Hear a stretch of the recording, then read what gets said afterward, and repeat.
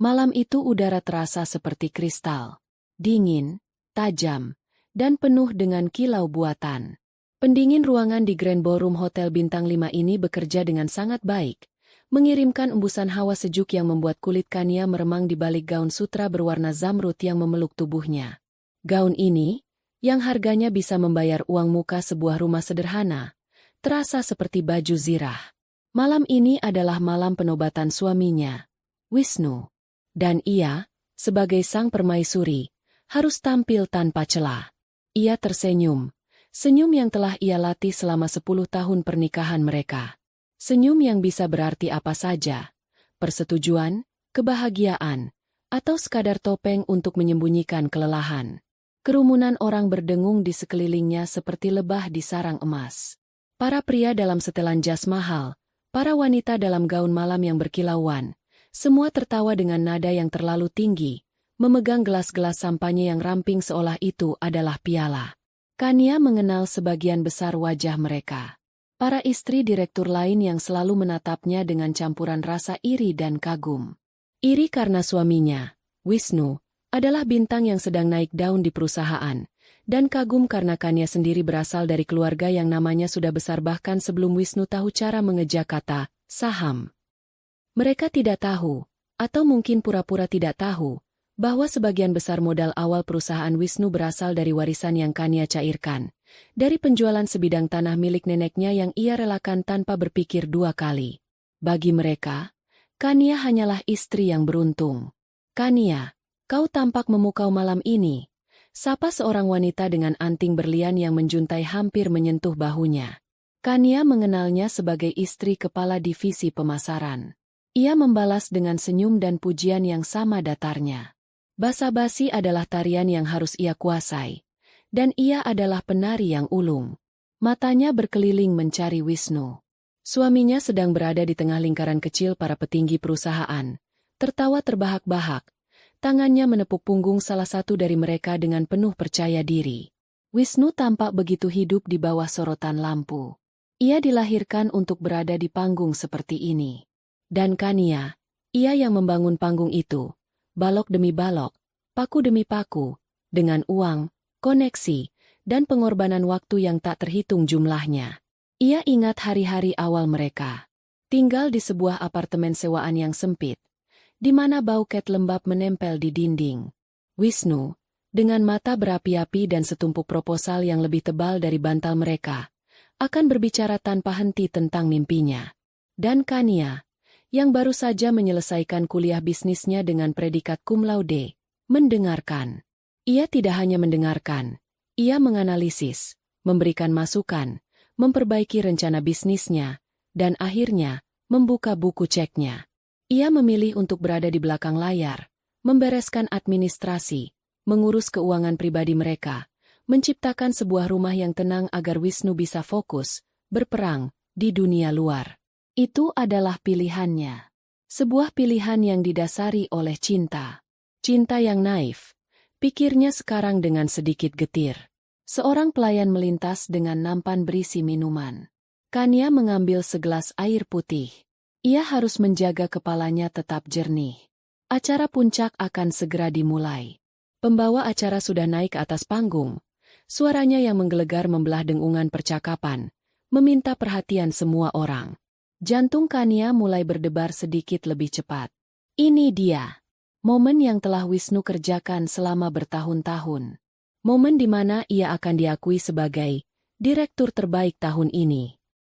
Dan tanpa mengurangi rasa hormat, penghargaan paling bergengsi malam ini, Astra Excellence Award untuk direktur terbaik tahun ini, jatuh kepada Bapak Wisnu Pradipta. Tepuk tangan membahana. Riuh, gemuruh, memekakan telinga. Kania berdiri, ikut bertepuk tangan. Matanya berkaca-kaca karena bangga. Ia melihat Wisnu memeluk beberapa orang di sekitarnya sebelum berjalan menuju panggung. Langkahnya tegap, senyumnya lebar dan penuh kemenangan. Ia tampak seperti raja yang berjalan menuju tahtanya. Di atas panggung, ia menerima piala kristal yang berat, mengangkatnya tinggi-tinggi ke udara sementara blitz kamera menyambar-nyambar seperti kilat di tengah badai. Wisnu mendekati mikrofon. Terima kasih. Terima kasih banyak. Suaranya terdengar mantap, dipenuhi emosi yang terkendali. Saya tidak bisa berkata-kata. Penghargaan ini bukan hanya untuk saya. Ini untuk seluruh tim yang telah bekerja keras tanpa lelah. Ia berhenti sejenak, matanya menyapu seluruh ruangan. Kania mengira tatapan mereka akan bertemu. Ia sudah menyiapkan senyum termanisnya, sebuah anggukan kecil yang mengatakan, "Aku bangga padamu." Tapi mata Wisnu melewatinya begitu saja, seolah ia hanyalah bagian dari dekorasi ruangan. Ada banyak orang yang harus saya ucapkan terima kasih. Lanjut Wisnu.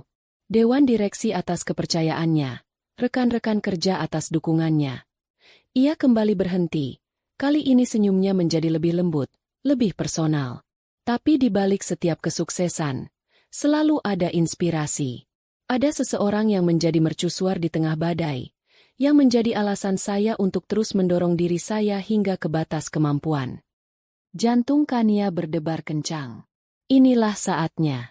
Setelah 10 tahun berada di balik bayang-bayang, mungkin malam ini Wisnu akhirnya akan menyebut namanya di depan semua orang. Ia merasakan pipinya mulai memanas. Antisipasi yang manis menjalari dirinya. Seseorang yang percayanya kepada saya tidak pernah goyah. Seseorang yang energinya menular dan kecerdasannya menginspirasi saya setiap hari.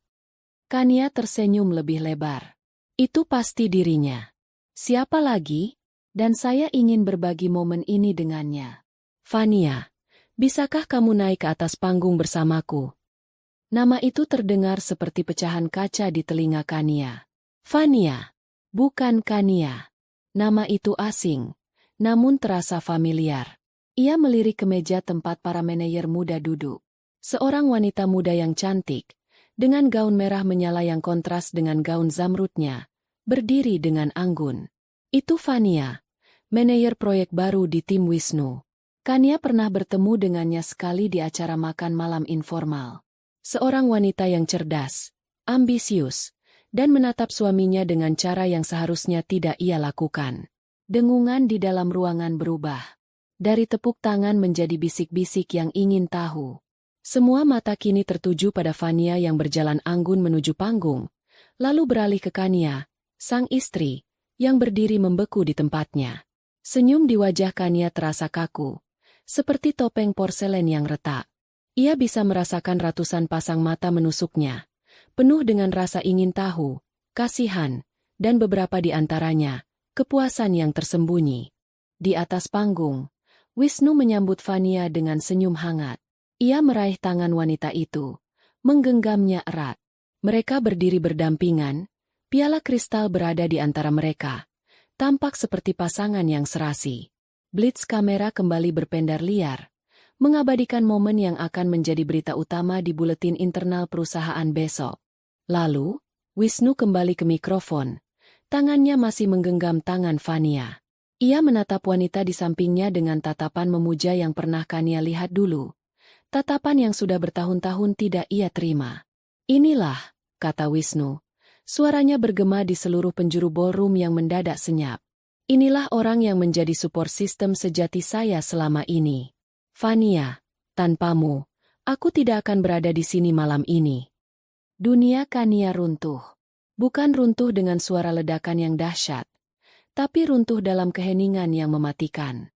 Udara di paru-parunya seakan tersedot habis. Tepuk tangan yang kembali terdengar kali ini terasa seperti hantaman di wajahnya. Setiap tepukan adalah tamparan. Ia melihat Wisnu, suaminya, pria yang ia bangun dari nol, kini berdiri di puncak kejayaannya sambil memegang tangan wanita lain dan menghapus seluruh eksistensi Kania dari sejarah hidupnya. Ia bukan lagi sang arsitek. Ia bahkan tidak dianggap sebagai fondasi. Ia hanyalah tanah kosong tempat orang lain membangun istananya. Ia tidak ingat bagaimana ia berhasil menjaga senyum bekunya tetap di tempat. Ia tidak ingat bagaimana ia menerima ucapan selamat yang canggung dari beberapa orang yang berani mendekatinya. Yang ia ingat hanyalah rasa dingin. Rasa dingin yang merayap dari ujung kakinya, naik ke tulang punggungnya, dan menetap di hatinya, mengubahnya menjadi sebongkah es. Di tengah kebisingan pesta perayaan itu, di tengah panggung kehancurannya sendiri, Kania tidak meneteskan air mata. Ia hanya berdiri di sana, gaun zamrudnya terasa seperti kain karung, dan di dalam keheningan jiwanya, sebuah keputusan telah dibuat. Keputusan yang dingin, tajam, dan tanpa ampun. Persis seperti udara malam itu. Perjalanan pulang terasa lebih lama dari 1 dekade pernikahan mereka. Mobil sedan mewah buatan Jerman itu melaju membelah jalanan ibu kota yang basah oleh sisa gerimis. Interiornya yang terbuat dari kulit dan kayu terbaik terasa seperti peti mati yang sempit. Keheningan di antara mereka begitu pekat, begitu berat, hingga rasanya Kania bisa menyentuhnya. Ini bukan keheningan yang menenangkan setelah hari yang panjang. Ini adalah keheningan yang memekakan, keheningan yang syarat dengan kata-kata yang tidak terucap, pengkhianatan yang tidak termaafkan. Wisnu memegang kemudi dengan kedua tangannya. Buku-buku jarinya memutih. Ia tidak menyalakan radio. Ia hanya fokus pada jalanan di depannya. Rahangnya mengeras. Ia melirikannya sesekali dari sudut matanya. Mungkin mengharapkan sebuah ledakan, teriakan, tangisan, atau rentetan pertanyaan. Itu adalah reaksi yang normal, reaksi yang bisa ia tangani, reaksi yang bisa ia redam dengan permintaan maaf yang dibuat-buat atau alasan yang terdengar masuk akal. Tapi Kania tidak memberinya apa-apa. Kania hanya duduk diam di kursinya. Ia menatap keluar jendela, pada lampu-lampu kota yang berpendar kabur seperti kenangan yang memudar. Ia tidak menangis. Matanya kering dan terasa panas. Air mata adalah untuk kesedihan, untuk rasa kehilangan. Apa yang ia rasakan sekarang sudah melampaui itu semua. Ini adalah sesuatu yang lain. Sesuatu yang dingin dan hampa. Seolah-olah seseorang telah masuk ke dalam dirinya dan mematikan semua saklar emosi. Yang tersisa hanyalah logika murni, yang berputar seperti mesin yang baru saja dihidupkan. Ia memutar ulang kejadian di atas panggung itu dalam benaknya, bukan dengan emosi seorang istri yang dikhianati, tetapi dengan ketelitian seorang analis yang sedang meninjau sebuah kesalahan investasi. Wisnu yang memanggil nama Fania. Wisnu yang menggenggam tangannya. Dan kalimat itu, kalimat terkutuk yang akan selamanya terpatri di otaknya. Inilah support system sejati saya selama ini. Kalimat itu bukan sekadar pengakuan perselingkuhan. Itu adalah sebuah deklarasi. Deklarasi bahwa 10 tahun hidup Kania, pengorbanannya, dukungannya, modalnya, semuanya dianggap tidak ada. Nol. Kosong. Ia telah dihapus dari narasi kesuksesan suaminya sendiri di depan umum. Ini bukan lagi soal hati yang terluka. Ini adalah soal harga diri yang diinjak-injak hingga lumat. Mobil akhirnya memasuki gerbang rumah mereka. Sebuah rumah besar di kawasan elit, dengan taman yang terawat rapi dan pilar-pilar tinggi yang menyiratkan kemapanan. Rumah yang cicilannya lunas tahun lalu berkat bonus besar Wisnu. Bonus dari sebuah proyek yang idenya berasal dari diskusi tengah malam mereka di meja makan. Ironis. Setiap sudut rumah ini terasa seperti pengingat akan kontribusinya. Kontribusi yang kini telah dinafikan. Begitu mesin mobil mati, keheningan menjadi semakin tak tertahankan. Wisnu akhirnya membuka mulutnya. Suaranya terdengar serak. Kau tidak akan mengatakan apa-apa. Kania tidak menoleh. Ia hanya terus menatap garasi di depan mereka. Apa yang perlu dikatakan? Jawabnya. Suaranya datar, tanpa getaran sedikit pun. Jawaban itu tampaknya membuat Wisnu lengah. Ia melepas sabuk pengamannya dengan gerakan kasar. Jangan begini, Kania. Jangan memberiku perlakuan diam seperti ini. Marahlah. Berteriaklah. Lakukan sesuatu. Untuk apa? Kania akhirnya menoleh. Matanya menatap lurus ke arah Wisnu. Di bawah cahaya temaram dari lampu taman, ia melihat suaminya dengan jelas untuk pertama kalinya setelah sekian lama. Ia tidak melihat pria yang ia cintai, pria yang ia dukung. Ia melihat seorang pria arogan yang diselimuti oleh keegoisan. Seorang pria asing yang kebetulan telah berbagi tempat tidur dengannya selama 10 tahun. Semuanya sudah sangat jelas, bukan? Kau sudah menjelaskannya di depan ratusan orang. Wisnu menghela napas, mengusap wajahnya dengan frustrasi. Dengar, aku tahu bagaimana kelihatannya. Bagaimana kelihatannya? Potong Kania. Nada suaranya masih tetap dingin. Kelihatannya persis seperti apa adanya. Kau mempermalukanku. Kau menghapusku. Kau menempatkan wanita lain di posisiku di momen terbesarmu. Tidak ada interpretasi lain, Wisnu. Mereka keluar dari mobil dan masuk ke dalam rumah yang terasa seperti museum. Dingin dan sunyi. Wisnu melempar kunci mobil ke atas meja dengan suara berdebam, memecah keheningan. Ia melepas dasinya, melonggarkan kerah kemejanya. Ini tidak seperti yang kau pikirkan, katanya, mengikuti Kania yang berjalan menuju tangga. Fania, dia penting. Ini semua demi citra di kantor. Politik. Kau tidak akan mengerti. Langkah Kania berhenti di anak tangga pertama. Ia berbalik, dan untuk sesaat, Wisnu melihat kilatan di matanya. Bukan amarah, bukan kesedihan. Itu adalah sesuatu yang lebih menakutkan. Itu adalah kekecewaan yang telah membeku menjadi penghinaan. Aku tidak akan mengerti, ulangnya pelan. Setiap kata diucapkan dengan penekanan yang tajam. Aku, yang memegang gelar Master Administrasi Bisnis, aku, yang membaca setiap draft proposalmu sebelum kau ajukan ke Dewan, aku, yang menyarankanmu untuk mengambil alih proyek digitalisasi 2 tahun lalu yang akhirnya membawamu ke posisimu sekarang? Kau pikir aku tidak mengerti politik kantor? Wisnu terdiam. Ia lupa. Ia sudah terbiasa melihat Kania dalam balutan daster di rumah, mengurus menu makan malam dan jadwal sekolah anak-anak, jika mereka punya anak, tapi mereka selalu menundanya demi karir Wisnu, sehingga ia lupa pada wanita cerdas yang ia nikahi. Jangan merendahkanku, Wisnu, lanjut Kania. Setidaknya berikan aku kehormatan itu. Akui saja, kau berselingkuh dengannya, dan kau terlalu pengecut untuk memberitahuku secara pribadi. Jadi kau melakukannya di atas panggung. Rasa bersalah akhirnya tampak di wajah Wisnu, tetapi dengan cepat digantikan oleh pembelaan diri. Aku tidak bermaksud menyakitimu. Semua terjadi begitu saja. Aku stres, pekerjaan begitu menekan, dan Fania dia mengerti. Dia mengerti, gema Kania. Kata-kata itu terasa seperti racun di lidahnya. Tentu saja.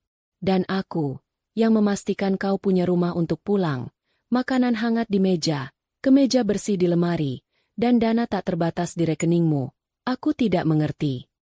Ia tidak menunggu jawaban. Ia melanjutkan langkahnya menaiki tangga. Ia tidak menuju kamar tidur utama mereka. Ia berbelok ke lorong, menuju kamar tamu di ujung. Wisnu mengikutinya. Suaranya kini terdengar memohon. Kania, kita bisa bicarakan ini. Jangan seperti ini. Mau tidur di mana kau? Kania berhenti di depan pintu kamar tamu. Tangannya sudah memegang kenop pintu. Di tempat di mana aku bisa berpikir, jawabnya. Berpikir tentang apa? Tentang kita. Kania menatapnya sekali lagi. Tatapan yang terasa seperti vonis. Aku sudah selesai berpikir tentang kita. Sekarang, aku akan mulai berpikir tentang aku. Ia masuk ke dalam kamar dan menutup pintu di depan wajah Wisnu. Ia tidak membantingnya. Ia menutupnya dengan pelan, dengan gerakan yang pasti. Suara, klik. Dari kunci yang ia putar dari dalam terdengar seperti suara palu hakim yang diketuk. Final. Di dalam kamar tamu yang asing, Kania tidak menyalakan lampu. Ia berjalan dalam gelap menuju jendela. Menyingkap tirainya sedikit. Ia bisa melihat sebagian dari taman belakang. Kolam renang yang airnya berkilauan di bawah cahaya bulan. Semuanya dibeli dengan uangnya. Dibangun di atas tanahnya. Di dalam keheningan kamarnya. Badai itu akhirnya datang. Tetapi badai itu tidak membawa air mata. Badai itu membawa kejernihan. Cinta, kesetiaan. Pengabdian, semua itu terasa seperti konsep yang usang dan tidak relevan. Yang ada sekarang hanyalah perhitungan. Aset dan liabilitas. Keuntungan dan kerugian. Dan Wisnu, suaminya, baru saja mengubah dirinya dari aset terbesarnya menjadi liabilitas yang harus segera dilikuidasi. Malam itu, di dalam kamar yang dingin, seorang istri yang patah hati telah mati, dan seorang investor yang kejam telah lahir. Ia tidak akan meratapi nasib. Ia akan menyusun rencana. Pintu kamar tamu yang tertutup bukan sekadar sekat dari kayu. Itu adalah perbatasan antara dua negara yang kini berperang. Garis demarkasi antara masa lalu dan masa depan.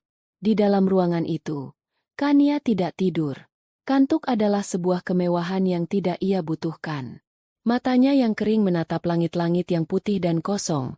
Pikirannya bekerja dengan kecepatan dan presisi superkomputer. Kesedihan adalah kabut, dan ia tidak punya waktu untuk tersesat di dalamnya.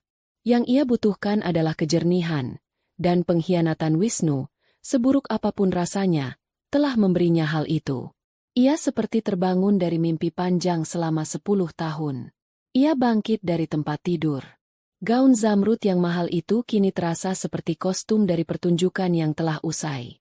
Ia melepaskannya tanpa sentimen, membiarkannya jatuh ke lantai seperti kulit ular yang berganti.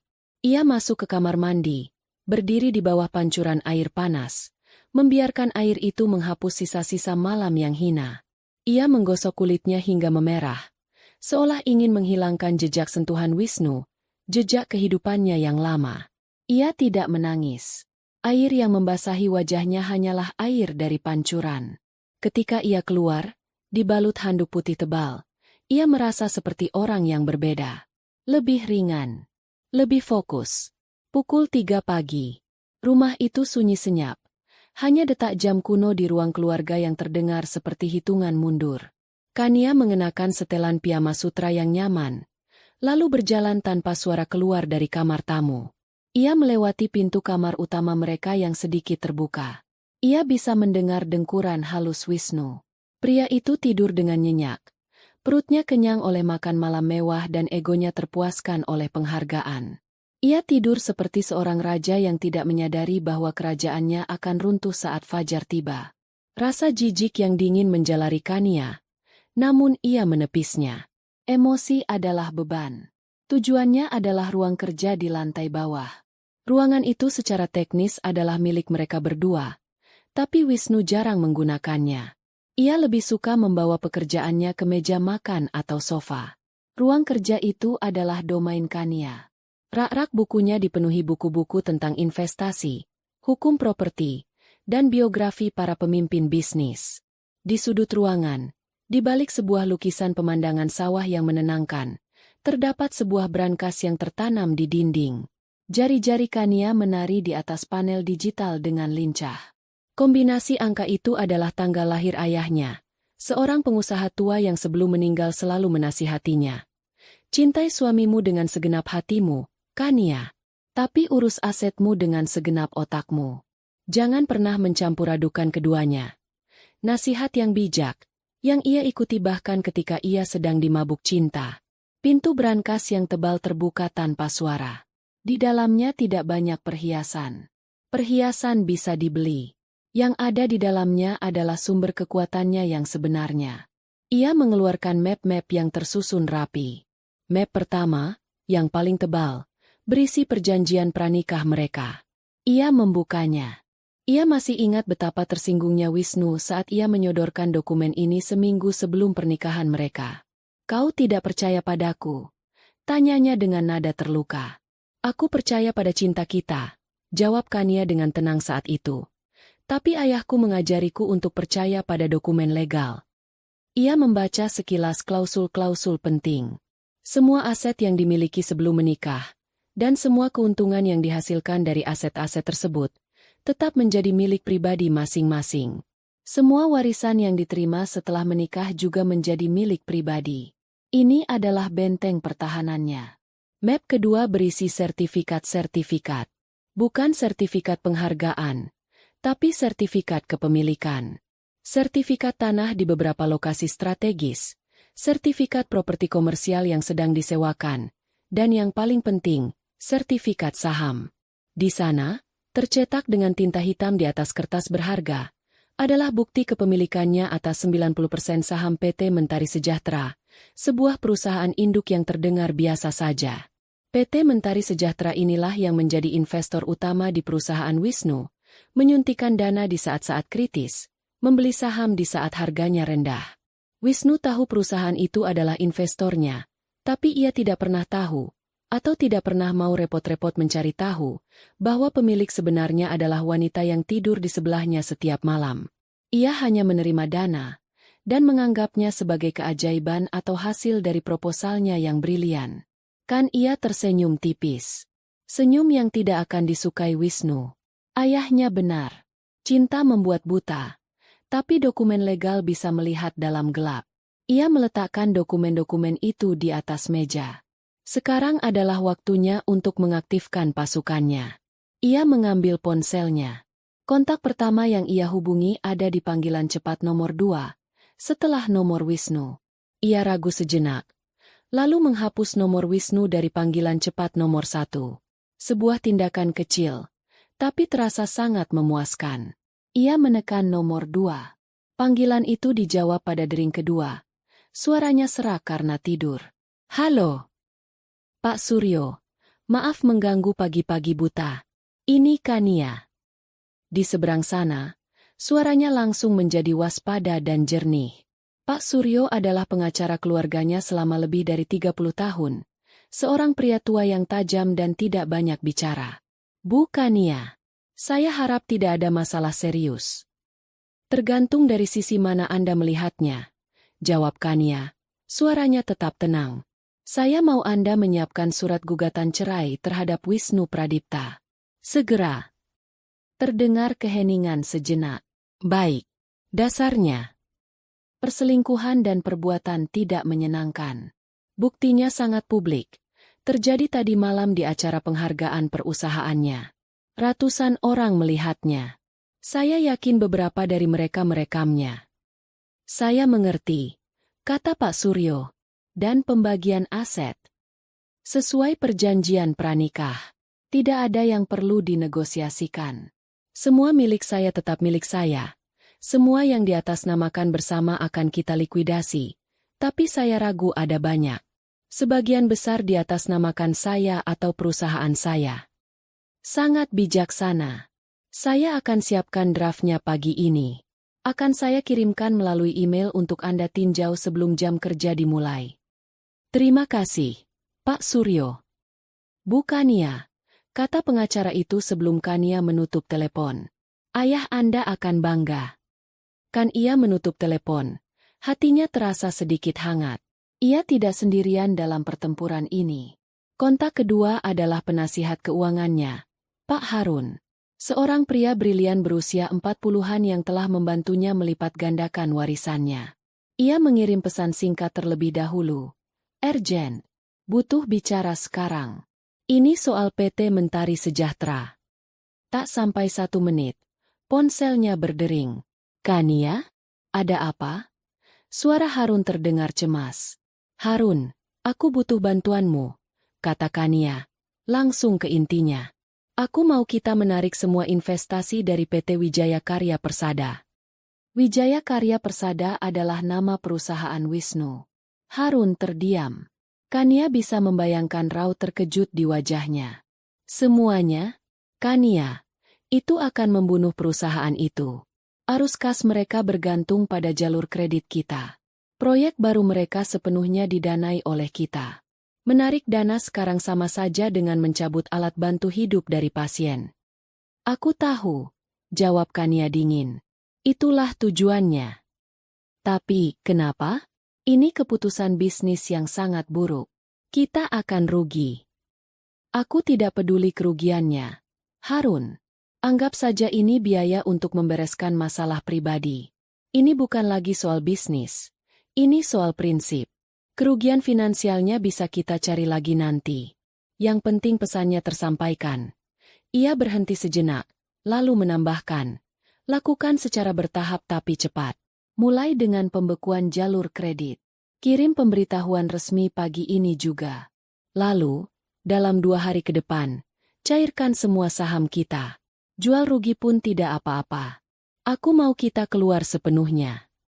Harun, yang sudah mengenalnya cukup lama, tahu bahwa jika Kania sudah menggunakan nada suara seperti itu, keputusannya tidak bisa diganggu-gugat. Baik, Kania, aku akan lakukan. Aku akan siapkan tim pagi ini. Tapi kau yakin soal ini? Aku tidak pernah seyakin ini seumur hidupku, jawabnya. Setelah menutup telepon, Kania duduk di kursi kulit yang empuk di ruang kerjanya. Fajar mulai menyingsing, mengirimkan garis-garis cahaya pucat melalui jendela. Di luar sana, dunia mulai terbangun. Di dalam sini, sebuah kerajaan sedang bersiap untuk dihancurkan. Ia menatap tumpukan dokumen di atas mejanya. Itu bukan hanya kertas. Itu adalah amunisi. Dan ia siap untuk berperang. Tidak akan ada air mata. Hanya akan ada strategi, eksekusi, dan kemenangan mutlak. Wisnu terbangun dengan perasaan seolah ia adalah raja dunia. Kepalanya sedikit pusing akibat sisa sampahnya semalam. Tapi egonya melambung tinggi. Penghargaan kristal itu berdiri dengan gagah di atas nakas, memantulkan cahaya pagi yang masuk melalui jendela. Ia meraihnya, merasakan bebannya yang solid di tangannya. Ini adalah bukti. Bukti bahwa semua kerja kerasnya, semua malam yang ia habiskan di kantor, semua pengorbanan, telah terbayar. Ia berguling di tempat tidur. Tangannya secara otomatis mencari sosok Kania di sebelahnya. Kosong. Ia mengerutkan kening. Lalu ingatan tentang pertengkaran semalam kembali merayap masuk. Kania tidur di kamar tamu. Wisnu mendengus. Wanita memang terlalu emosional. Kania hanya perlu waktu untuk mendinginkan kepalanya. Lalu ia akan sadar bahwa apa yang Wisnu lakukan semalam adalah langkah strategis yang brilian. Membawa Fania ke atas panggung akan memperkuat posisinya di mata para manajer muda yang loyal pada Fania. Itu semua demi bisnis. Kania akan mengerti pada akhirnya. Ia selalu mengerti. Dengan penuh percaya diri, ia bangkit dari tempat tidur dan bersiap-siap untuk ke kantor. Ia memilih setelan jas termahalnya, dasi sutra berwarna marun, dan jam tangan Swiss yang berkilauan di pergelangan tangannya.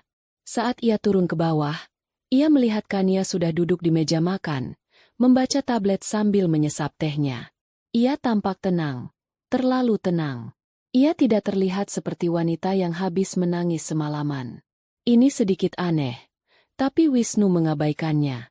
Pagi, sapanya, mencoba terdengar santai sambil mengambil sepotong roti. Pagi, jawab Kania tanpa mengalihkan pandangan dari tabletnya. Dengar, soal semalam. Wisnu memulai, siap dengan pidato permintaan maafnya yang setengah hati. Tidak perlu dibahas lagi, potong Kania. Akhirnya menatapnya. Matanya jernih dan dingin. Semuanya sudah jelas. Wisnu merasa lega. Ia salah mengartikan ketenangan Kania sebagai tanda penerimaan. Baguslah kalau kau mengerti. Aku tahu kau akan. Aku mau sarapan dengan tenang. Wisnu, bisakah? Nada suaranya tidak mengizinkan adanya bantahan. Wisnu mengangkat bahu, menghabiskan rotinya dengan cepat, lalu bergegas pergi. Ia harus tiba di kantor lebih awal untuk menikmati pujian dari para bawahannya. Dan benar saja, begitu ia melangkah masuk ke lobi kantornya, ia disambut seperti pahlawan yang baru kembali dari medan perang. Ucapan selamat datang dari segala penjuru. Para karyawan tersenyum lebih lebar. Para manajer menepuk punggungnya. Fania menunggunya di depan lift, memberinya senyuman penuh kemenangan. Selamat pagi, bos. Atau haruskah aku bilang, direktur terbaik? Simpan pujianmu, Fania.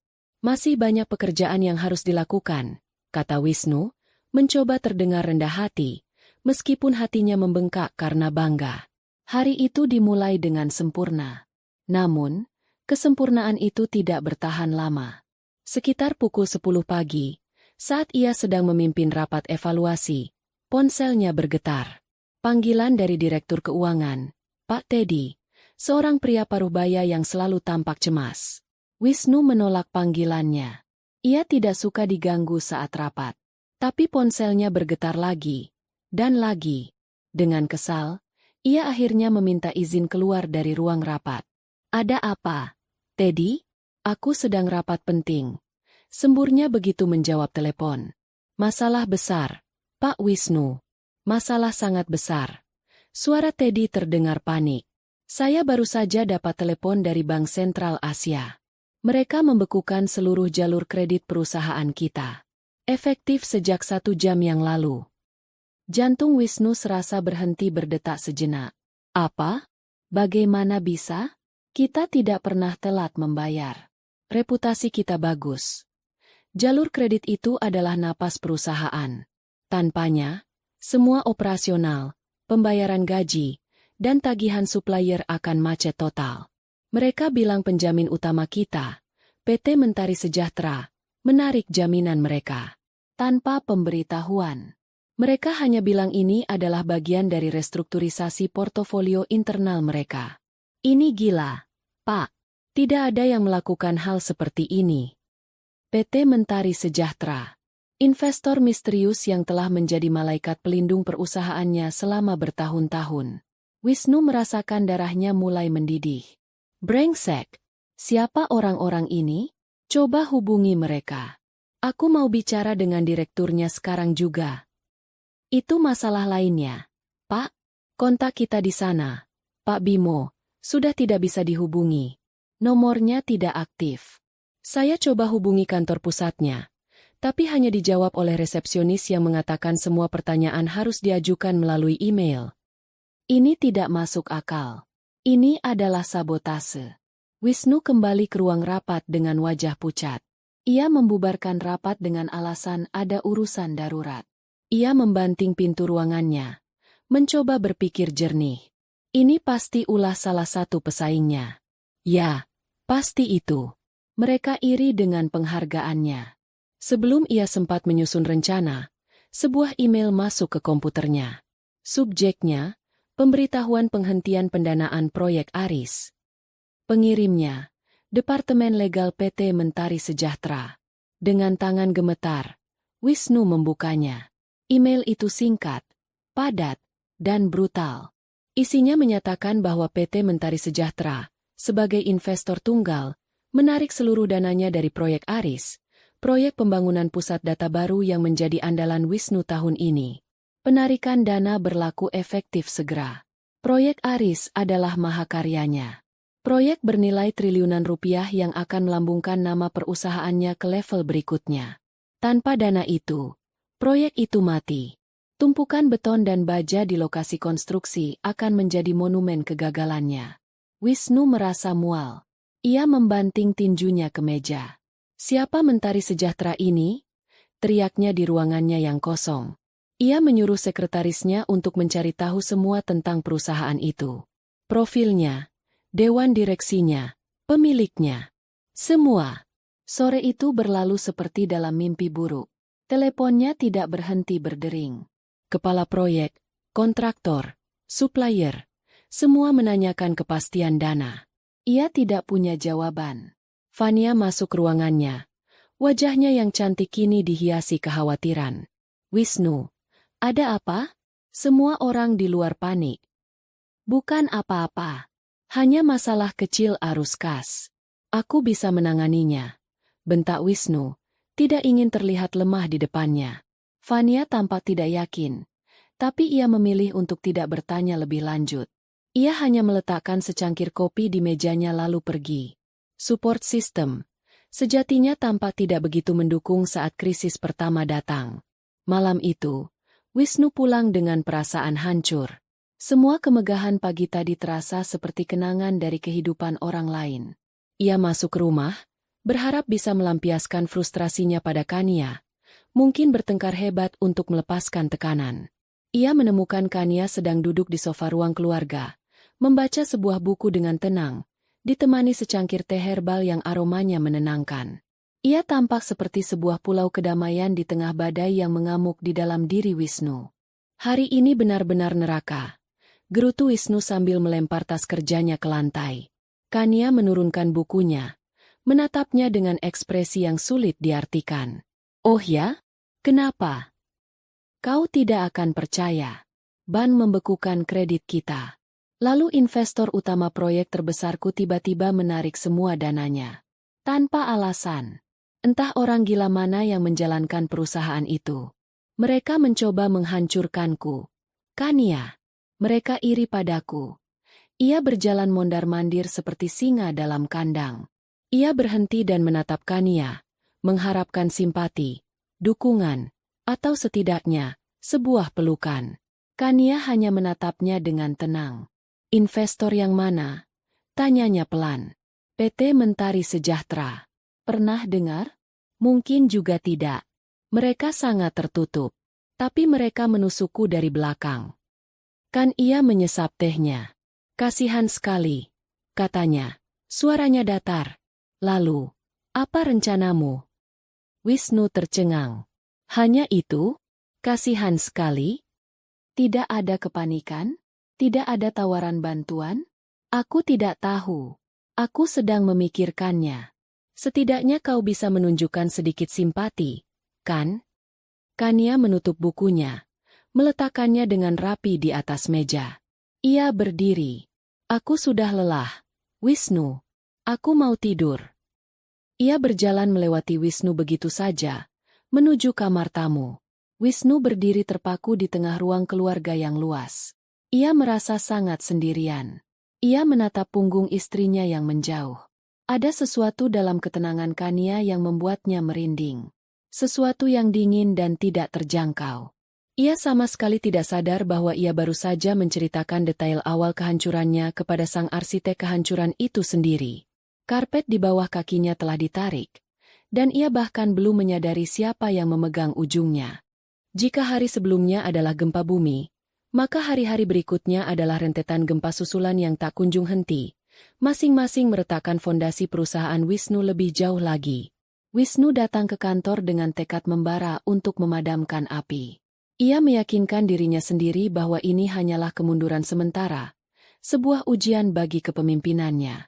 Ia akan menemukan investor baru, menegosiasikan ulang utang bank, dan menunjukkan kepada para pengecut di PT Mentari Sejahtera bahwa ia tidak bisa dihancurkan dengan mudah. Arogansinya adalah rakit penyelamat di tengah lautan kepanikan yang mengancam menelannya. Tapi rakit itu terbuat dari kayu lapuk. Pukulan pertama datang bahkan sebelum ia sempat menyesap kopi paginya. Telepon di mejanya berdering tanpa henti. Itu adalah para supplier. Pak Joko, pemasok utama komponen elektronik mereka selama 7 tahun, adalah yang pertama. Suaranya yang biasanya ramah kini terdengar tegang. Pak Wisnu, saya dengar ada masalah arus kas di perusahaan Bapak. 2 faktur kami sudah jatuh tempo minggu lalu dan belum dibayar. Tim keuangan Bapak hanya terus berkata, sedang diproses. Wisnu mencoba menenangkannya dengan pesona yang biasa ia gunakan. Tenang, Pak Joko. Hanya masalah administrasi perbankan. Bapak tahu sendiri kan, birokrasi. Dana akan cair paling lambat besok. Tapi pesonanya tidak lagi mempan. Maaf, Pak Wisnu. Saya tidak bisa mengambil risiko. Pengiriman komponen untuk batch produksi berikutnya saya tahan dulu sampai pembayaran lunas. Saya punya karyawan yang harus digaji. Telepon ditutup sebelum Wisnu sempat memprotes. Satu panggilan itu membuka pintu air. Setelahnya, telepon dari pemasok kertas, perusahaan catering, bahkan penyedia air galon kantor, semuanya datang dengan nada yang sama. Bayar dulu, baru layanan dilanjutkan. Perusahaan itu lumpuh bukan karena tidak ada pekerjaan, tapi karena tidak ada bahan baku untuk dikerjakan. Produksi berhenti total.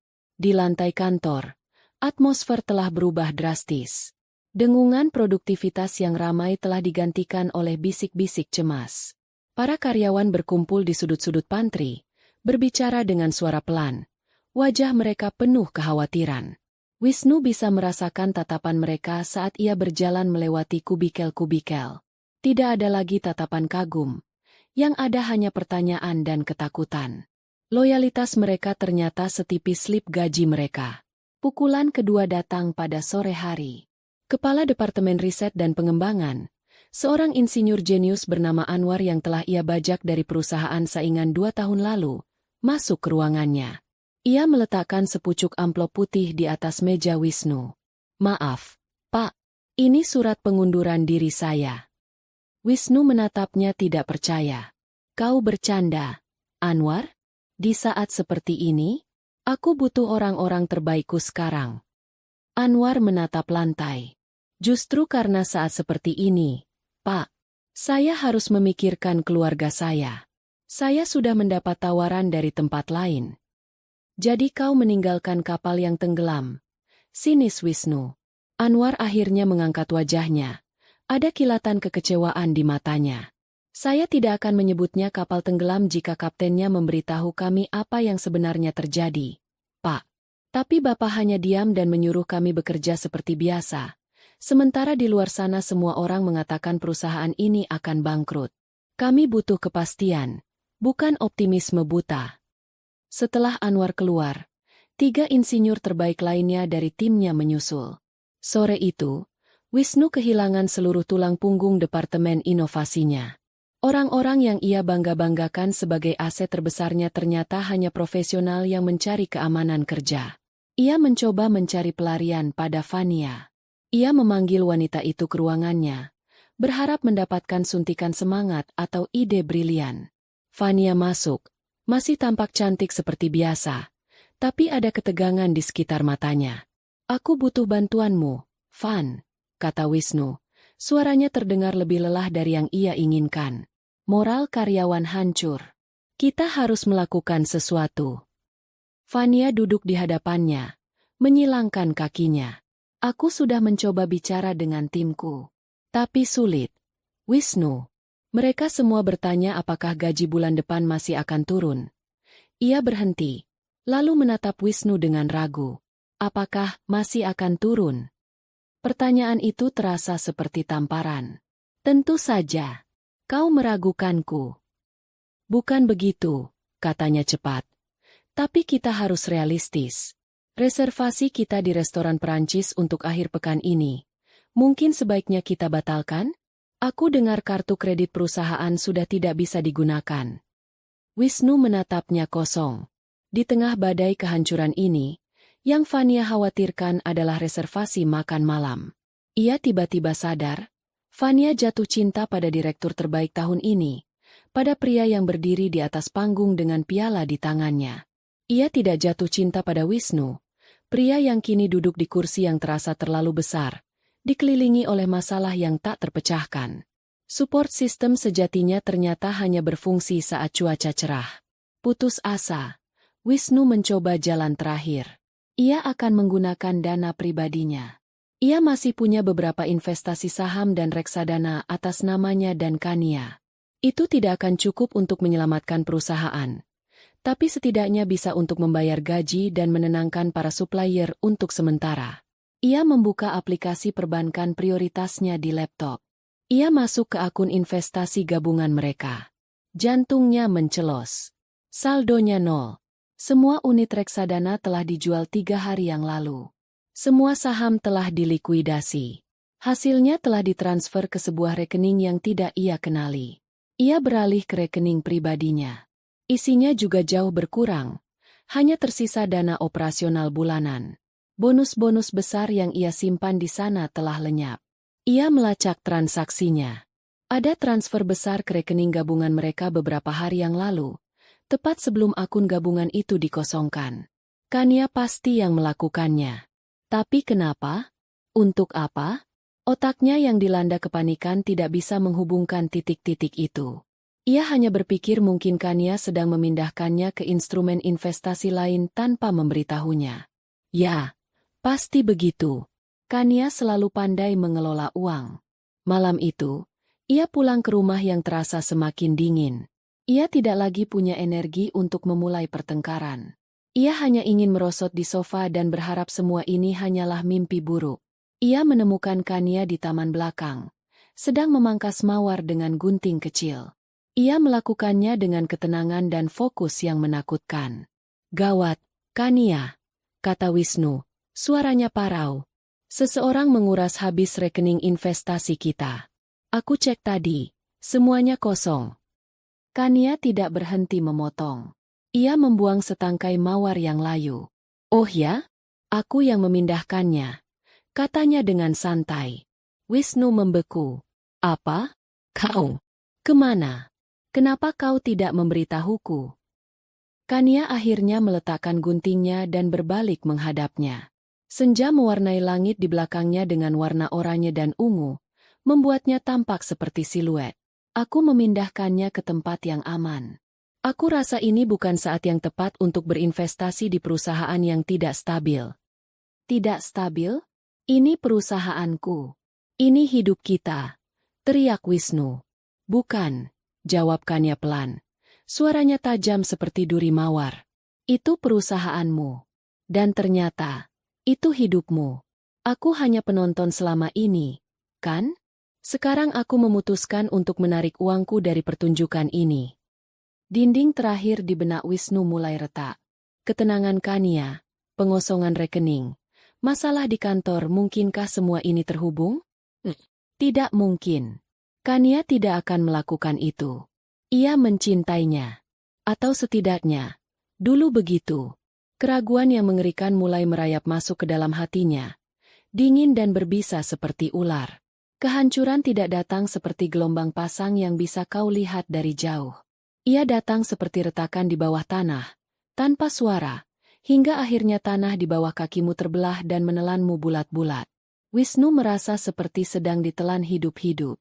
2 hari setelah percakapannya yang menegangkan dengan Kania di taman, situasinya di kantor telah berubah dari buruk menjadi bencana. Ia terpaksa mengumumkan penundaan pembayaran gaji. Pengumuman itu disambut dengan keheningan yang mencekam, diikuti oleh gelombang pengunduran diri massal. Kantornya yang dulu ramai kini terasa seperti kota hantu. Hanya tersisa segelintir karyawan loyal, atau mungkin mereka yang terlalu takut untuk mencari pekerjaan lain. Fania adalah salah satu yang pertama pergi. Ia tidak menyerahkan surat pengunduran diri. Ia hanya tidak muncul lagi di kantor. Pesannya yang singkat di WhatsApp hanya berbunyi, "Maaf, aku tidak bisa. Semoga berhasil." Support system itu telah mencabut stekernya. Wisnu menghabiskan hari-harinya dengan sia-sia. Ia menelepon setiap bankir, setiap pemodal Ventura, setiap kenalan kaya yang ia punya. Namanya kini beracun. Berita tentang perusahaannya yang diambang kebangkrutan telah menyebar seperti wabah. Tidak ada yang mau menyentuhnya. Piala, direktur terbaik, yang masih berdiri di mejanya terasa seperti sebuah ejekan yang kejam. Malam itu, ia pulang ke rumah bukan sebagai seorang direktur, tapi sebagai seorang pecundang. Ia mendorong pintu depan yang berat.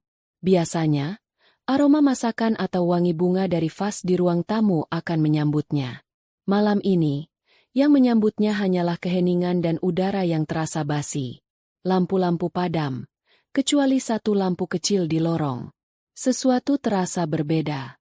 Lukisan-lukisan cat air karya Kania yang biasanya menghiasi dinding ruang tamu telah hilang, meninggalkan paku-paku kosong dan bekas persegi panjang yang warnanya sedikit lebih terang. Beberapa patung keramik koleksinya juga tidak ada di tempatnya. Rumah itu terasa seperti sedang dilucuti jiwanya. Dengan perasaan tidak enak, ia berjalan melewati ruang-ruang yang temaram. Ia memanggil nama Kania, tapi tidak ada jawaban. Mungkin ia sedang keluar. Mungkin ia hanya sedang tidur lebih awal. Wisnu mencoba menenangkan dirinya sendiri, tapi jantungnya berdebar kencang. Saat itulah bel pintu berbunyi. Suaranya yang nyaring terasa menusuk di tengah kesunyian. Wisnu berjalan membukakan pintu. Seorang kurir berjaket oranye berdiri di depannya, menyodorkan sebuah tablet elektronik dan sebuah amplop coklat tebal. "Paket untuk Bapak Wisnu Pradipta," kata kurir itu datar. Wisnu menandatanganinya dengan linglung, lalu menerima amplop itu. Tidak ada nama pengirim, hanya stempel dari sebuah firma hukum ternama. Mungkin surat somasi dari supplier lagi, pikirnya lelah. Ia menutup pintu dan berjalan ke ruang keluarga, menyalakan satu lampu. Ia merobek amplop itu dengan kasar. Di dalamnya ada setumpuk dokumen yang dijilid rapi. Halaman depannya membuatnya berhenti bernapas. Surat gugatan cerai. Di bawahnya tertera nama penggugat, Kania Ayunindya. Dan tergugat, Wisnu Pradipta. Kakinya terasa lemas. Ia jatuh terduduk di sofa. Tangannya gemetar saat ia membalik halaman demi halaman. Semua tertulis di sana dengan bahasa hukum yang dingin dan brutal. Alasan perceraian. Daftar aset yang tidak akan dibagi karena merupakan harta bawaan penggugat. Tuntutan agar tergugat segera meninggalkan rumah yang kepemilikannya 100% atas nama penggugat. Ponselnya bergetar di sakunya. Sebuah notifikasi email. Dengan pandangan kabur, ia membukanya. Subjeknya, pemberitahuan resmi, deklarasi kebangkrutan dan penyitaan aset PT Wijaya Karya Persada. Email itu dari konsorsium bank. Isinya menyatakan bahwa perusahaannya secara resmi dinyatakan bangkrut. Tim kurator akan datang besok pagi untuk menyegel kantor dan menyita semua aset yang tersisa. Dalam 1 menit, kedua pilar hidupnya, pernikahan dan karirnya, runtuh menjadi debu. Dan saat itulah semuanya menjadi jelas. Seperti sambaran petir yang menerangi lanskap yang gelap. PT Mentari Sejahtera. Penarikan dana yang tiba-tiba. Rekening investasi yang dikosongkan. Ketenangan Kania yang menakutkan. Ini semua bukan kebetulan. Ini adalah sebuah rencana. Sebuah serangan yang terkoordinasi dengan sempurna. Kemarahan yang luar biasa. Kemarahan dari seorang pria yang tersudut dan terhina, meledak di dalam dirinya. Ia melompat dari sofa. Surat cerai itu diremasnya di tangannya. Ia berlari menaiki tangga, menuju kamar tamu. Ia tidak mengetuk. Ia menendang pintunya hingga terbuka. Kania ada di sana. Ia tidak terkejut. Ia sedang melipat pakaian terakhirnya ke dalam sebuah koper besar yang terbuka di atas tempat tidur. Ia mengenakan blus sederhana dan celana panjang, tampak siap untuk bepergian. Ia menatap Wisnu dengan ketenangan yang sama seperti yang ia tunjukkan selama seminggu terakhir. "Kau," raung Wisnu. Suaranya serak karena amarah. Ia mengacungkan kertas yang sudah lecek itu. "Ini semua perbuatanmu, kan? Kau yang menghancurkan perusahaanku. Kau dalang di balik semuanya." Kania berhenti melipat. Ia menatap lurus ke mata Wisnu yang memerah. Tidak ada rasa takut di matanya. Hanya ada kelegaan yang dingin. "Ya," jawabnya singkat. Satu kata itu menghantam Wisnu lebih keras daripada ribuan pukulan. "Kenapa?" bisik Wisnu. Energinya tiba-tiba terkuras habis. "Kenapa kau melakukan ini padaku, Kania? Aku pikir kau mencintaiku." Kania tertawa. Bukan tawa yang riang, tapi tawa yang kering dan penuh ironi. "Cinta? Kau bicara tentang cinta?" Kau berdiri di atas panggung di depan semua orang, memegang tangan wanita lain, dan mengatakan dialah support system MU yang sejati. Kau menghapus 10 tahun hidupku seolah aku ini tidak pernah ada. Kau tidak hanya menghancurkan hatiku, Wisnu. Kau mencoba menghancurkan harga diriku.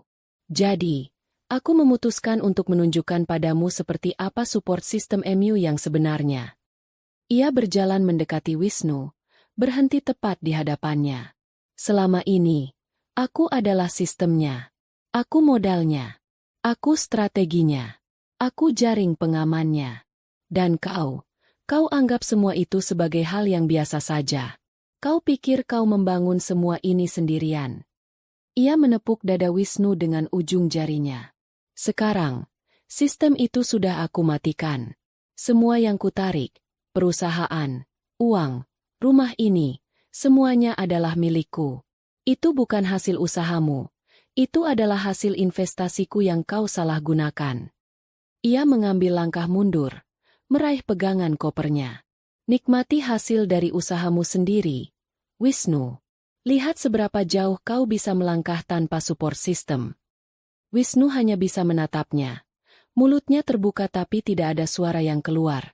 Ia melihat istrinya, mantan istrinya, wanita yang ia anggap remeh, kini berdiri di hadapannya sebagai sang eksekutor. Wanita yang telah merencanakan kejatuhannya dengan presisi seorang jenderal perang.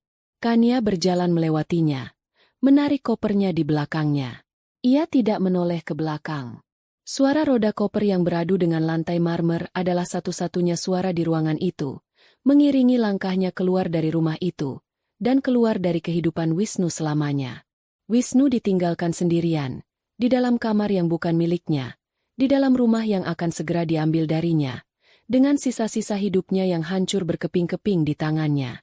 Ia akhirnya jatuh berlutut, bukan karena kelelahan, tapi karena beban dari pemahaman yang mengerikan itu. Ia telah kehilangan segalanya.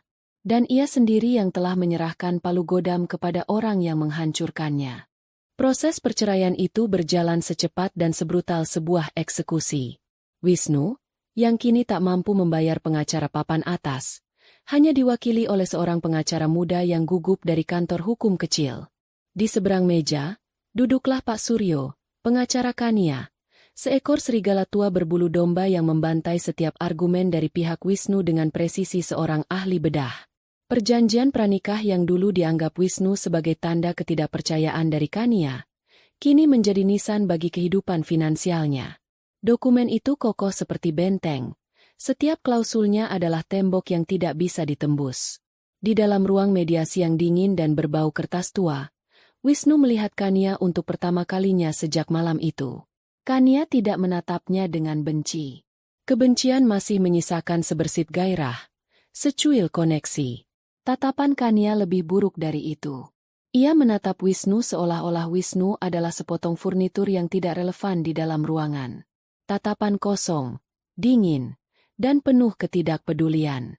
Saat hakim mengetukkan palu, mengesahkan perceraian mereka dan menegaskan bahwa Wisnu tidak berhak atas 1 sen pun dari aset Kania, Kania hanya mengangguk singkat pada pengacaranya, berdiri, dan berjalan keluar tanpa menoleh sedikit pun. Bagi Kania, proses itu adalah transaksi bisnis yang telah selesai. Bagi Wisnu, itu adalah akhir dari dunianya. Ia keluar dari gedung pengadilan di tengah hari yang terik, merasa lebih telanjang daripada saat ia dilahirkan. Ia bukan lagi Wisnu Pradipta, sang direktur. Ia hanyalah Wisnu, sebuah nama tanpa gelar, tanpa kekayaan, tanpa masa depan. Mimpi buruknya tidak berhenti di situ. Seminggu kemudian, sebuah surat resmi tertempel di pintu depan rumahnya. Surat perintah pengosongan.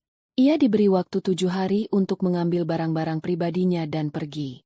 Rumah itu, yang selama ini menjadi simbol statusnya, kini menjadi monumen kemenangannya yang telah sirna. Pada hari pengosongan, sebuah truk pindahan besar datang. Bukan untuknya, tapi untuk Kania. Beberapa pekerja yang efisien masuk dan mulai mengemasi barang-barang berharga. Lukisan, perabotan antik, koleksi porselen, semua yang memiliki nilai. Wisnu hanya bisa berdiri di sudut, menyaksikan hidupnya dibongkar dan dimasukkan ke dalam kotak-kotak. Ia hanya diizinkan mengambil pakaiannya, buku-bukunya, dan beberapa barang pribadi yang tidak berharga. Barang-barang itu ia masukkan ke dalam beberapa kotak kardus bekas yang ia dapat dari supermarket. Saat ia menyeret kotak-kotak itu keluar ke halaman depan yang terawat sempurna, ia melihat tetangganya mengintip dari balik tirai. Rasa malu membakar wajahnya lebih panas dari sengatan matahari. Pukulan berikutnya datang saat ia mencoba menyalakan mobilnya untuk pergi. Mobil itu tidak menyala. Lalu ia melihatnya. Sebuah truk derek berhenti di depan gerbangnya. 2 orang turun. Salah satunya menunjukkan surat penarikan kendaraan dari perusahaan leasing. Cicilan 3 bulan terakhir belum terbayar. Tanpa sepatah kata pun, mereka menderek mobil sedan mewah itu pergi, meninggalkan Wisnu yang berdiri di trotoar bersama tumpukan kotak kardus, seperti korban bencana alam. Ia kini benar-benar tidak punya apa-apa. Tidak ada rumah, tidak ada mobil, dan rekening banknya menipis dengan cepat hanya untuk membeli makanan. Ia terpaksa menjual satu-satunya aset yang tersisa padanya, jam tangan Swissnya. Ia membawanya ke sebuah toko jam bekas di pusat perbelanjaan. Pria di balik etalase meneliti jam itu dengan kaca pembesar, lalu menyebutkan angka yang hanya 1/4 dari harga belinya. Wisnu menelan harga dirinya yang tersisa dan menerima uang itu. Uang tunai di tangannya terasa berat, bukan karena jumlahnya, tapi karena beban kegagalannya. Ia butuh tempat tinggal. Dengan putus asa, ia mulai menelepon orang-orang yang ia sebut teman. Orang-orang yang pernah ia traktir makan malam mahal, yang pernah bermain golf dengannya di akhir pekan, yang tertawa paling keras mendengar leluconnya. Orang pertama adalah Dodi, rekan bisnisnya. "Wah, maaf sekali, Wisnu," kata Dodi dengan nada yang dibuat-buat prihatin. "Apartemenku kecil sekali. Lagi pula istriku sedang tidak enak badan. Mungkin lain kali." Ya, Wisnu tahu ia berbohong. Orang kedua adalah Harry, teman kuliahnya. Jawabannya lebih canggung lagi. "Aduh, bro, bukannya nggak mau bantu. Tapi mertuaku lagi nginap di rumah. Penuh banget. Coba hubungi yang lain, deh. Panggilan ketiga, keempat, dan kelima berakhir dengan pola yang sama. Penolakan halus, alasan yang dibuat-buat, janji kosong untuk menelepon balik. Ia tiba-tiba menyadari bahwa lingkaran pertemanannya bukanlah jaring pengaman, melainkan kumpulan lintah yang hanya menempel saat ia masih berdarah segar dengan kesuksesan. Kini setelah ia kering kerontang, mereka semua melepaskan diri. Malam itu, dengan uang hasil penjualan jam tangannya, Wisnu menyewa sebuah kamar di sebuah losmen murah di pinggiran kota. Tempat itu berbau apak dan lembab. Cat di dindingnya mengelupas, dan spraynya terasa agak lengket. Ia merebahkan diri di atas kasur yang pernya menusuk punggungnya, menatap langit-langit yang bernoda bekas bocor. Lampu neon di luar jendela berkedip-kedip, mengirimkan cahaya yang sakit ke dalam kamarnya yang suram. Di tengah kesunyian yang hanya dipecah oleh suara lalu lintas di kejauhan, ia akhirnya sendirian dengan pikirannya. Tidak ada lagi gangguan, tidak ada lagi penolakan. Yang ada hanya kenyataan pahit. Ia mencoba mencari-cari kesalahan. Ia menyalahkan Kania yang dianggapnya pendendam dan kejam. Ia menyalahkan teman-temannya yang tidak setia. Ia menyalahkan para investor yang panik. Ia menyalahkan Fania yang meninggalkannya. Ia menyalahkan semua orang, kecuali sosok yang menatapnya kembali dari cermin kusam di dinding kamar mandi, dirinya sendiri. Ia masih tidak bisa melihat bahwa kejatuhannya bukanlah karena satu malam penghinaan di atas panggung.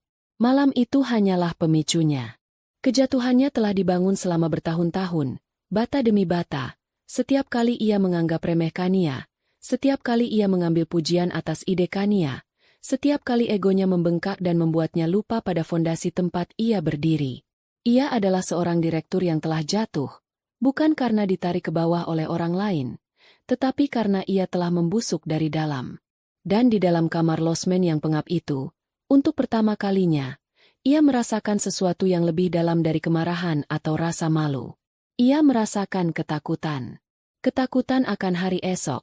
Ketakutan akan kekosongan yang membentang di hadapannya tanpa akhir. Sementara dunia Wisnu menyusut menjadi sebuah kamar losmen yang suram, dunia Kania justru mengembang tanpa batas. Babak barunya tidak dimulai dengan pesta atau perayaan. Babak barunya dimulai dengan keheningan dan secangkir teh hijau di sebuah kantor kosong di lantai 37 sebuah gedung pencakar langit baru di pusat distrik bisnis. Ruangan itu masih berbau cat dan perabotan baru. Dindingnya terbuat dari kaca dari lantai ke langit-langit, menyajikan pemandangan kota Jakarta yang terbentang seperti permadani kelabu yang hidup. Di bawah sana, ribuan mobil bergerak seperti aliran darah di pembuluh arteri kota.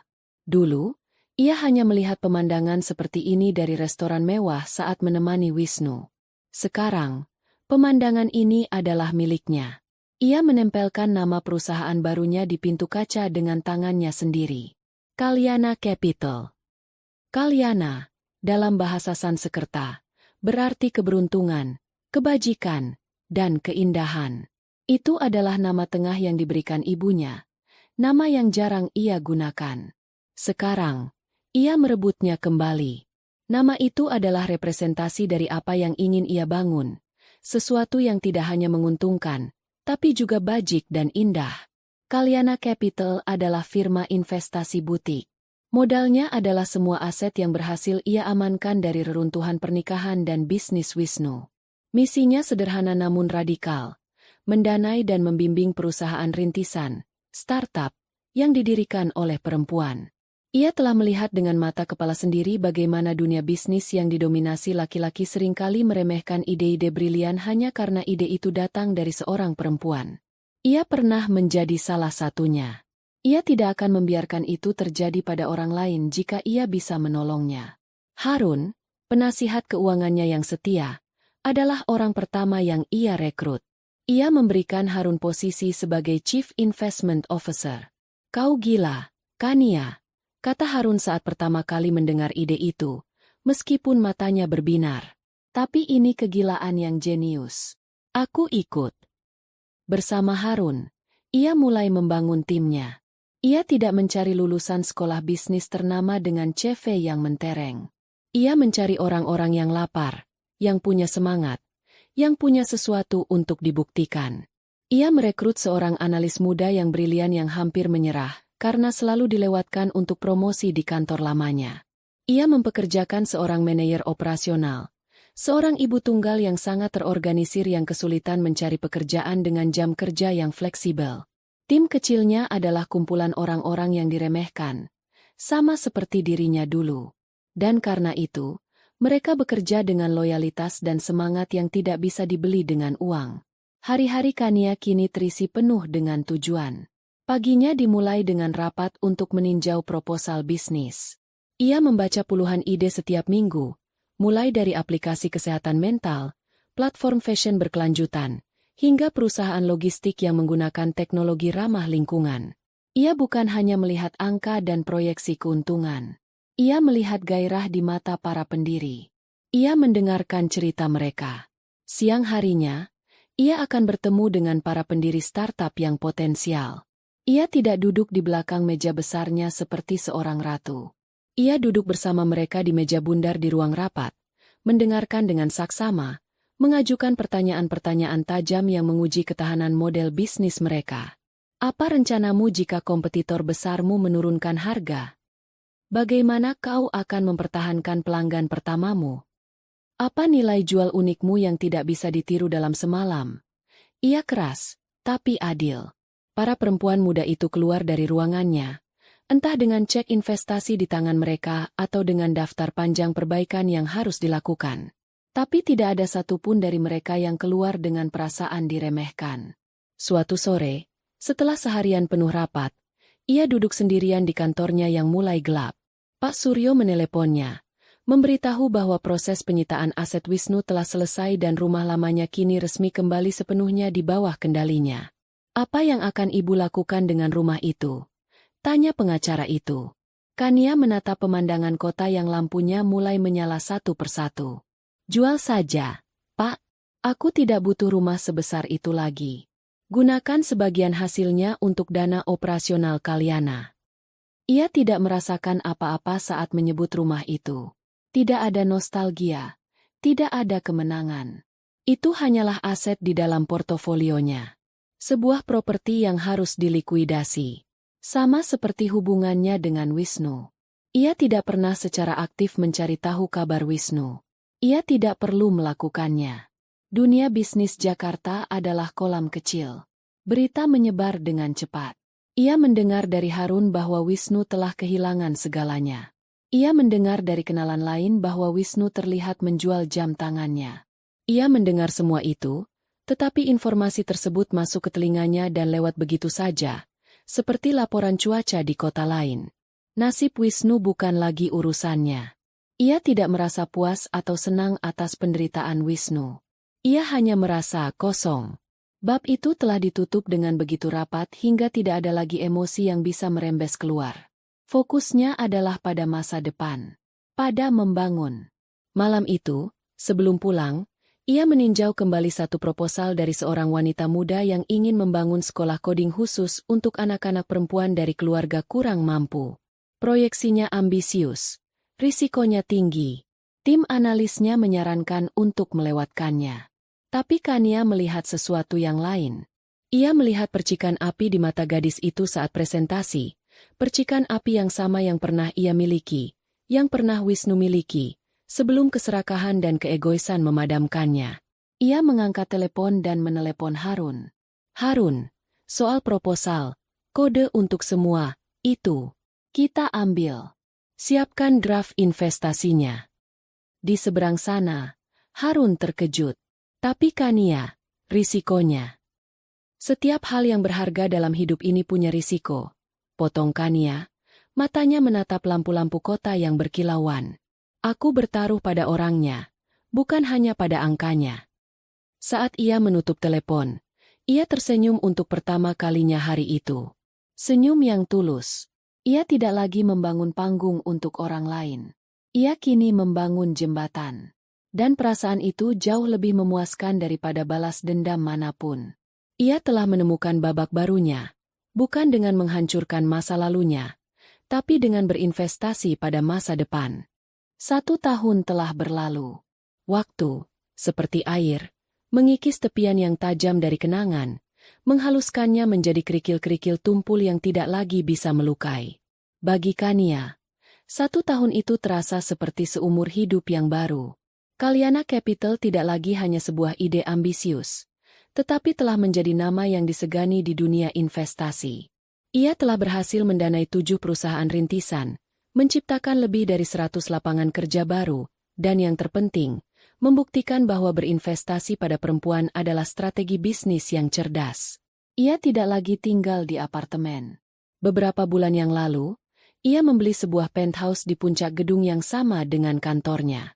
Sebuah ruang minimalis yang dipenuhi cahaya, dengan teras yang luas tempat ia menanam herba dan bunga-bunga favoritnya.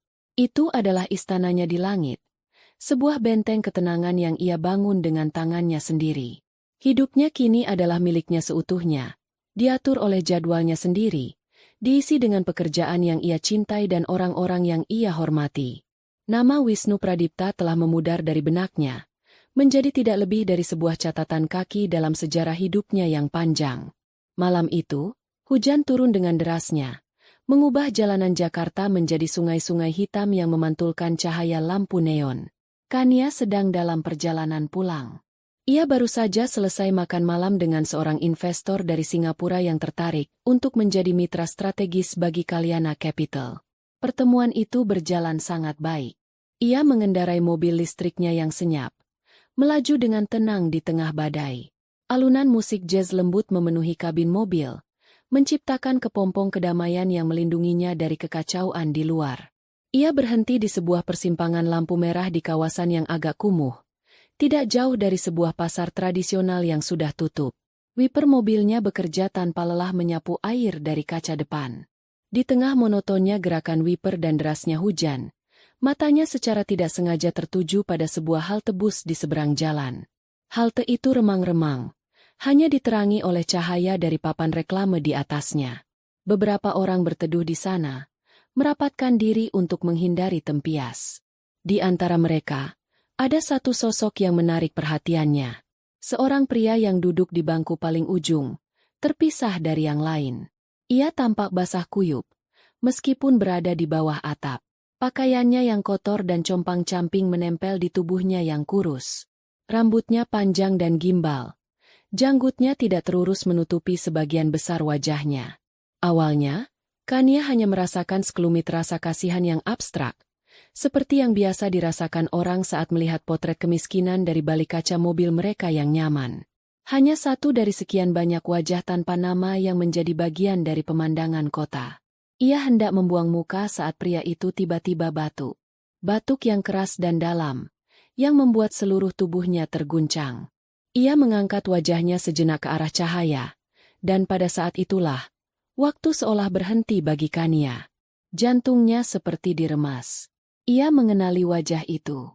Di balik kotoran dan rambut yang acak-acakan, di balik tatapan mata yang kosong dan putus asa, di balik tulang pipi yang menonjol karena kurang gizi, itu adalah wajah Wisnu.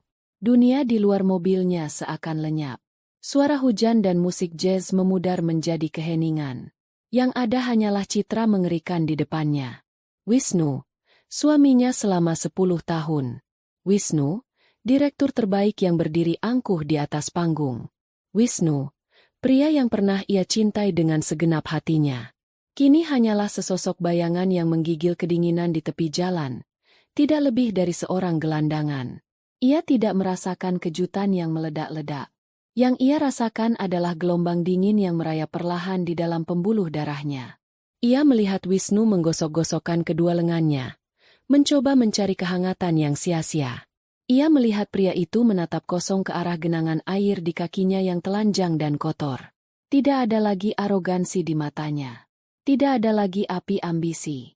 Yang tersisa hanyalah kekosongan. Kehampaan total. Sebuah kilas balik melintas di benak Kania. Ia teringat malam penghargaan itu. Wisnu dalam setelan jasnya yang sempurna. Rambutnya tertata rapi. Kulitnya bersih dan terawat. Ia teringat senyum kemenangannya saat memegang piala kristal. Bagaimana ia memegang tangan Fania dengan bangga. Bagaimana ia menatap wanita itu dengan penuh pemujaan. Ia membandingkan citra pria berkilauan itu dengan makhluk menyedihkan yang kini ada di hadapannya. Kontrasnya begitu ekstrim, begitu brutal, hingga terasa tidak nyata. Apa yang ia rasakan saat itu? Bukan kemenangan. Ia tidak merasakan kepuasan sedikit pun. Balas dendam, ternyata, adalah hidangan yang saat disajikan terasa hambar dan dingin. Ia juga tidak merasakan belas kasihan. Sosok di seberang jalan itu terlalu asing, terlalu jauh dari pria yang pernah ia kenal. Belas kasihan hanya bisa diberikan pada sesuatu yang masih terhubung dengan kita. Dan koneksi antara Kania dan Wisnu telah terputus sama sekali. Yang ia rasakan adalah sebuah penegasan. Sebuah konfirmasi yang suram bahwa keputusannya setahun yang lalu adalah satu-satunya keputusan yang benar. Ini bukanlah perbuatannya. Ia tidak membuat Wisnu menjadi seperti ini. Ia hanya mengambil kembali apa yang menjadi miliknya. Sisa dari kehancuran ini adalah murni hasil karya Wisnu sendiri. Ketidakmampuannya untuk bangkit, keengganannya untuk menerima kesalahan, kesombongannya yang mencegahnya untuk memulai lagi dari bawah, semua itulah yang telah menyeretnya ke hal tebus yang dingin ini. Klakson dari mobil di belakangnya menyentakkannya kembali ke dunia nyata. Lampu lalu lintas sudah berubah hijau. Ia mengerjapkan matanya, seolah baru saja terbangun dari mimpi. Sejenak, ia ragu. Haruskah ia melakukan sesuatu? Membuka jendela dan memberinya uang? Membelinya makanan hangat? Tapi untuk apa?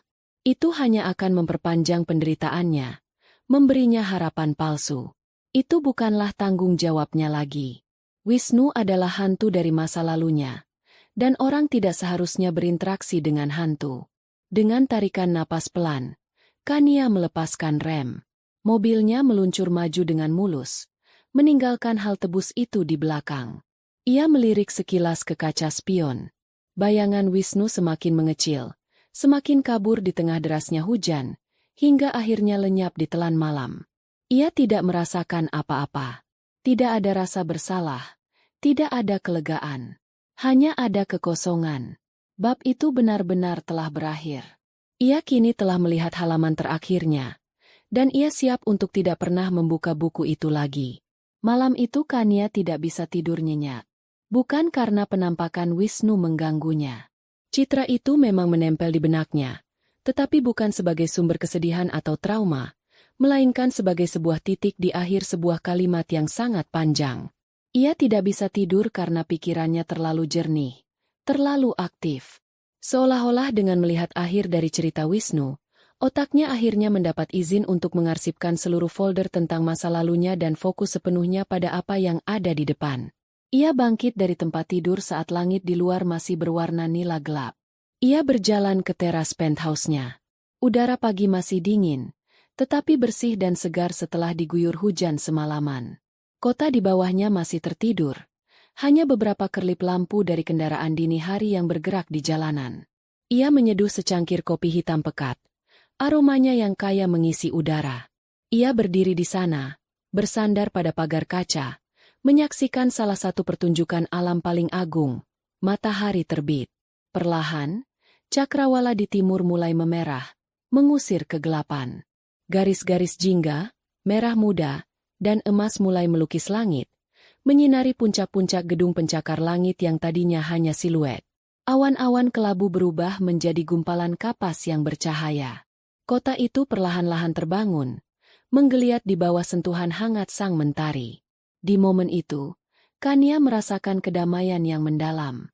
Kedamaian yang bukan datang dari ketiadaan masalah, tetapi datang dari kesadaran penuh bahwa ia mampu menghadapi apapun yang datang.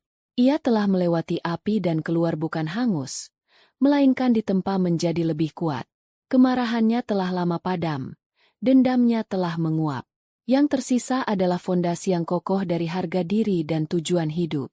Ia memikirkan kembali perjalanannya. Rasa sakit dari pengkhianatan itu nyata. Resolusi dingin untuk membalas dendam itu juga nyata. Tetapi ia sadar sekarang, tindakan menghancurkan Wisnu bukanlah tujuannya. Itu hanyalah langkah pertama yang perlu ia lakukan untuk membersihkan lahan, agar ia bisa mulai membangun sesuatu yang baru. Ia tidak bisa membangun istananya sendiri jika ia masih terikat pada puing-puing rumah orang lain. Ponselnya yang tergeletak di meja kecil di teras bergetar. Sebuah email masuk. Itu dari Dewan Direksi Perusahaan Rintisan, kode untuk semua. Sekolah coding yang ia danai. Email itu berisi laporan kuartal pertama mereka, yang melampaui semua target. Di bagian bawah, ada lampiran video singkat. Kania membukanya. Video itu menunjukkan sebuah ruang kelas sederhana yang penuh dengan tawa. Sekelompok gadis remaja dari lingkungan miskin duduk di depan laptop bekas, dengan antusias belajar menulis baris-baris kode pertama mereka. Di akhir video, mereka serempak mengucapkan, "Terima kasih, Kalyana Capital." Wajah mereka penuh dengan harapan dan kemungkinan. Air mata akhirnya menggenang di pelupuk mata Kania. Ini bukan air mata kesedihan atau kemarahan seperti dulu. Ini adalah air mata haru. Air mata kebahagiaan. Inilah hasil dari balas dendamnya. Dengan menarik modal dari satu perusahaan yang dibangun di atas kebohongan, ia kini bisa menyuntikkan kehidupan ke dalam puluhan mimpi baru yang tulus. Energinya tidak hilang, hanya berpindah dari sesuatu yang merusak menjadi sesuatu yang menciptakan. Matahari kini telah terbit sepenuhnya. Sinarnya yang keemasan membanjiri terasnya, menghangatkan kulitnya. Ia menatap tangannya sendiri. Tangan yang pernah memegang tangan Wisnu dengan penuh cinta. Tangan yang pernah menandatangani dokumen-dokumen yang menghancurkan pria itu. Dan kini, tangan yang sama sedang membangun masa depan bagi banyak orang. Ia akhirnya mengerti. Aset terbesarnya bukanlah warisannya. Bukan portofolio investasinya, bukan pula penthouse mewahnya. Aset terbesarnya adalah kemampuannya untuk memilih.